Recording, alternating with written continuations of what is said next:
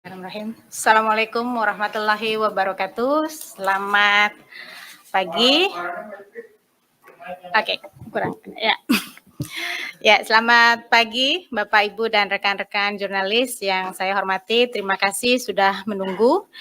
Jadi sebagaimana telah kami informasikan ataupun konfirmasikan kepada rekan-rekan sejak pagi tadi terkait dengan kegiatan tangkap tangan yang dilakukan oleh KPK kemarin hingga hari ini, maka pada hari ini kami akan sampaikan perkembangan dari kegiatan tangkap tangan yang KPK lakukan terhadap sejumlah pihak di beberapa tempat.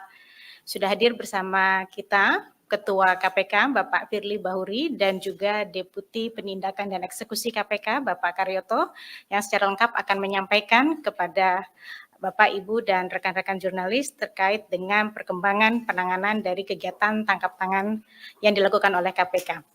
Untuk menyingkat waktu, kita akan mulai konferensi pers pagi hari ini dengan keterangan lebih lengkap yang akan disampaikan oleh Ketua KPK. Kami persilakan, Bapak.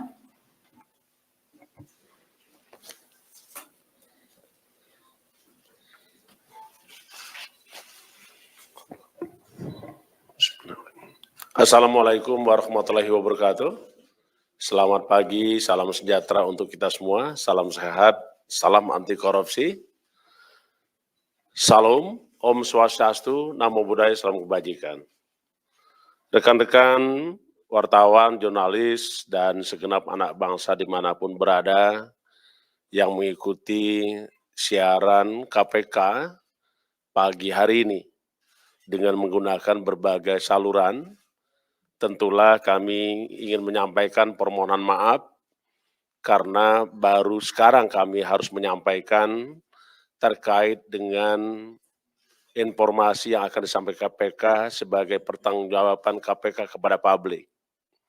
Kerja-kerja KPK hari ini akan kami sampaikan lebih khusus terkait dengan dugaan tindak pidana korupsi yang terjadi di dalam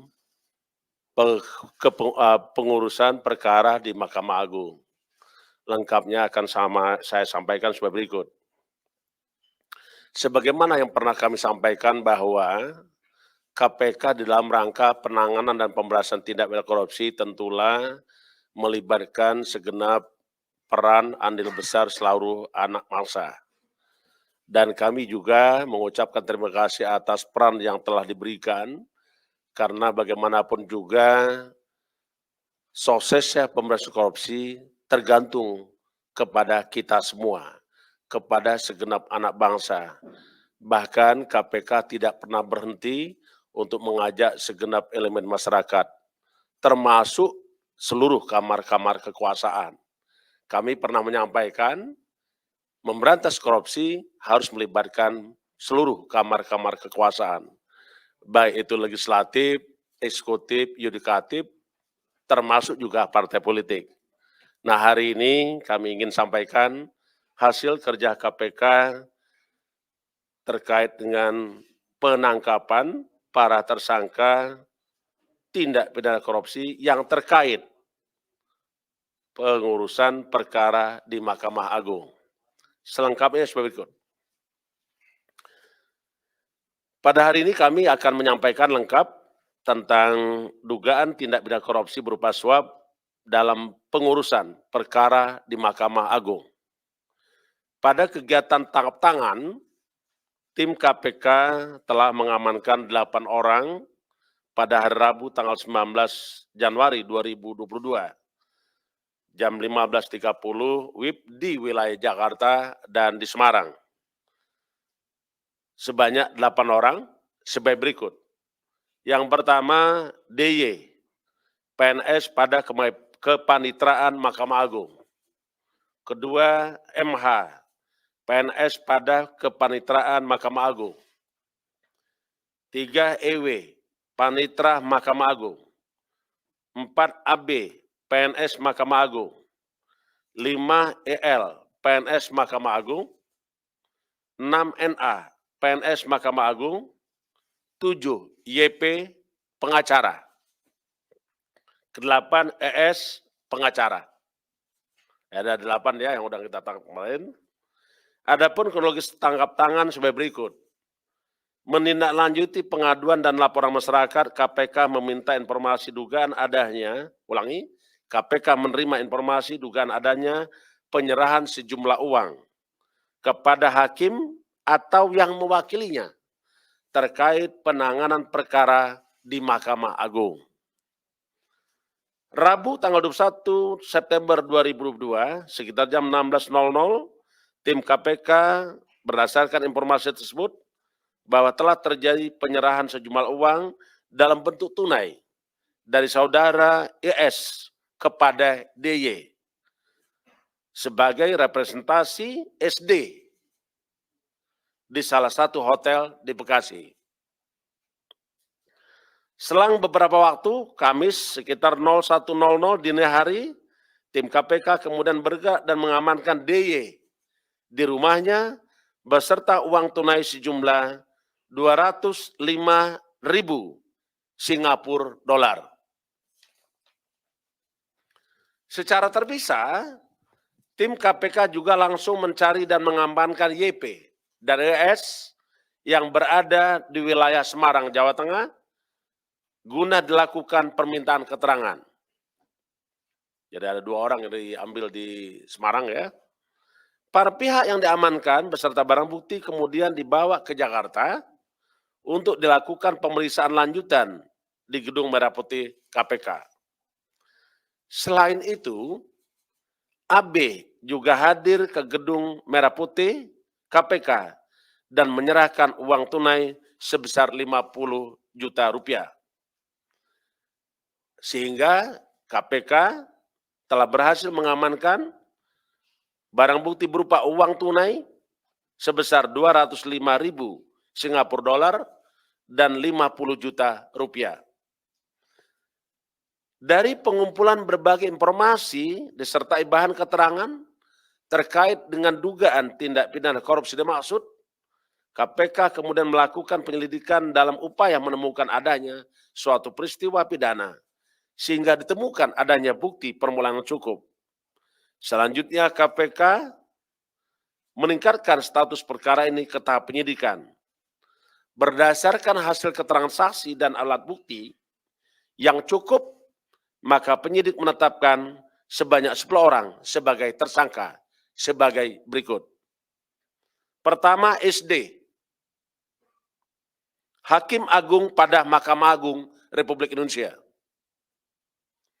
Kedua, ETP, Hakim Yudisial Panitra Pengganti Mahkamah Agung Republik Indonesia.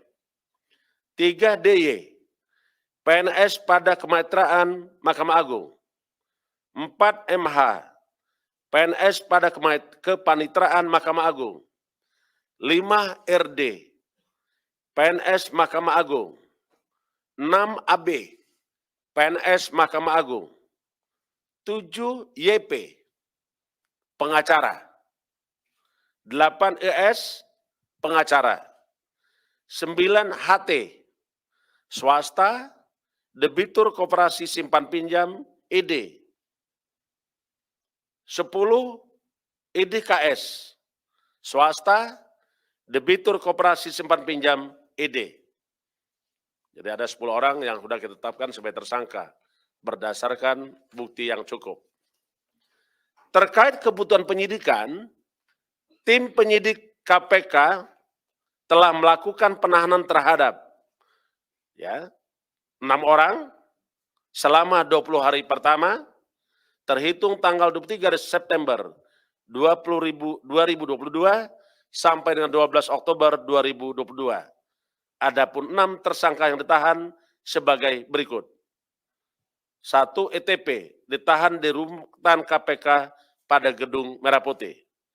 2, ED ditahan, 2, DY ditahan di rutan KPK Gedung Merah Putih. 3, MH ditahan di rutan Polres Jakarta Pusat. 4, AB ditahan di rutan Polres Jakarta Timur. 5, YP ditahan di Polres Metro Jakarta Pusat. 6, ES ditahan di rutan Polres Jakarta Metro Jakarta Pusat.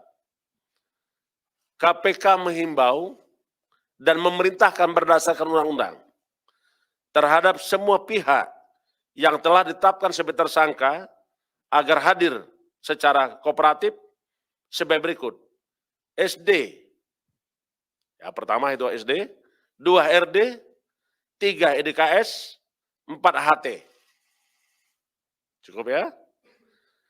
Adapun konstruksi perkara yang diduga sebagai berikut.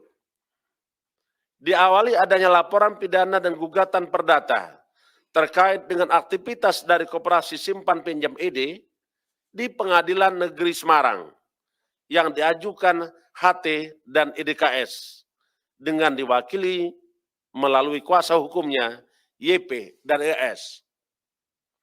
Saat proses persidangan di tingkat pengadilan negeri dan pengadilan tinggi, HT dan ES belum puas dengan putusan pada 2 lingkup pengadilan tersebut, sehingga melanjutkan upaya hukum ke tingkat kasasi pada Mahkamah Agung Republik Indonesia. Di tahun 2022, dilakukan pengajuan kasasi oleh HT dan EDKS dengan masih mempercayakan YP dan ES sebagai kuasa hukum. Jadi, dalam pengurusan kasasi ini, diduga YP dan ES melakukan pertemuan dan komunikasi dengan beberapa pihak di Mahkamah Agung RI, ya, yang dinilai mampu menjadi penghubung hingga fasilitator dengan majelis hakim yang nantinya bisa mengkondisikan putusan sesuai dengan keinginan YP dan ES. Adapun pegawai yang bersedia dan bersepakat dengan YP dan ES, yaitu DY, dengan adanya pemberian sejumlah uang. DY selanjutnya turut mengajak MH dan ETP untuk ikut serta menjadi penghubung penyerahan uang ke majelis hakim. DY dan kawan-kawan diduga sebagai representasi dari SD dan beberapa pihak di Mahkamah Agung Republik Indonesia untuk menerima uang dari pihak-pihak yang mengurus perkara di Mahkamah Agung Republik Indonesia. Terkait sumber dana yang diberikan YP dan ES kepada majelis hakim berasal dari HT dan EDKS.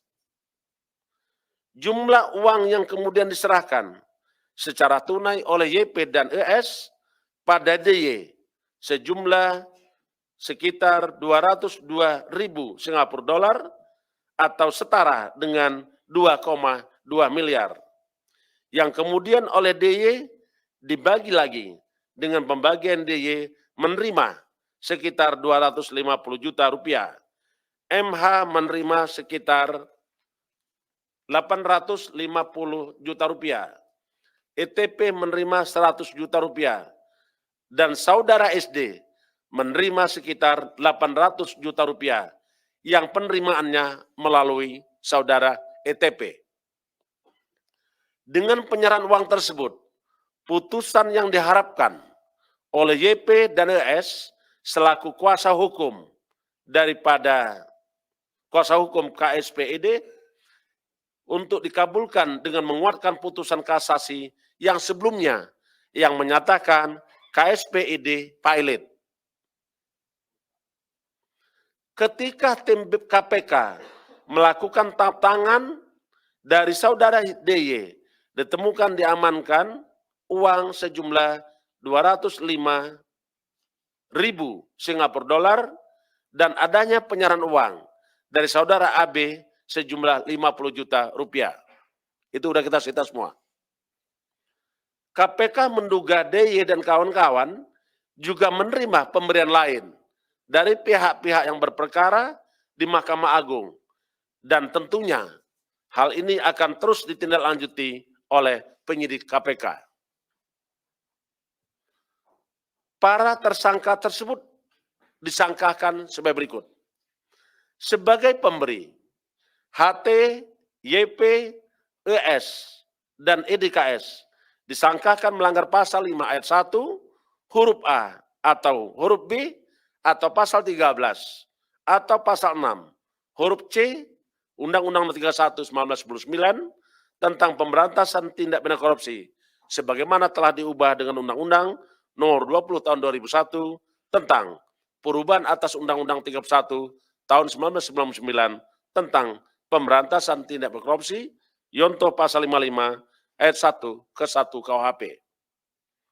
Sebagai penerima, saudara SD, DS, ETP, MH, RD, dan AB disangkakan melanggar pasal 12 huruf C atau pasal 12 huruf A atau B Yonto pasal 11 Undang-Undang 31 tahun 99 tentang pemberantasan tindak pidana korupsi sebagaimana telah diubah dengan Undang-Undang Nomor 20 tahun 2001 atas perubahan Undang-Undang Nomor 31 tahun 99 tentang pemberantasan tindak pidana korupsi Yonto pasal 55 ayat 1 ke 1 KUHP.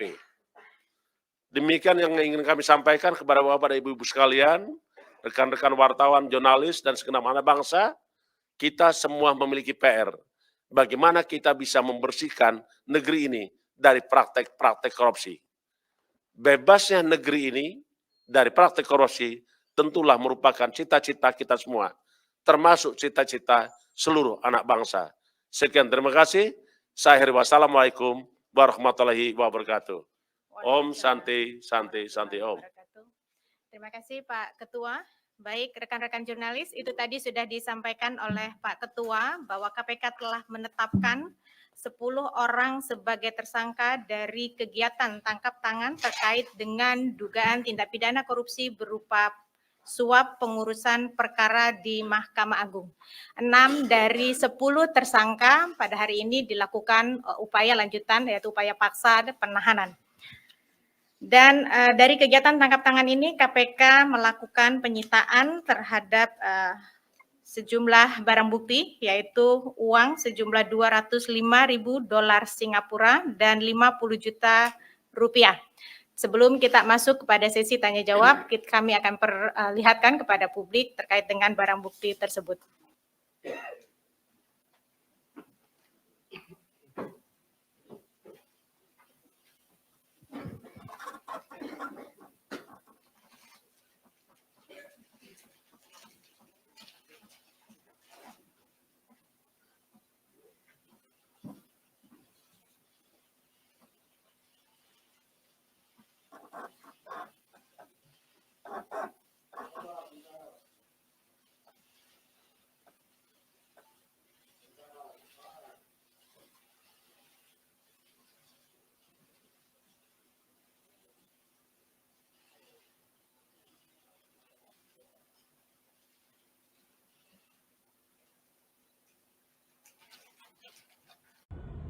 Tegakkan keadilan walau langit runtuh.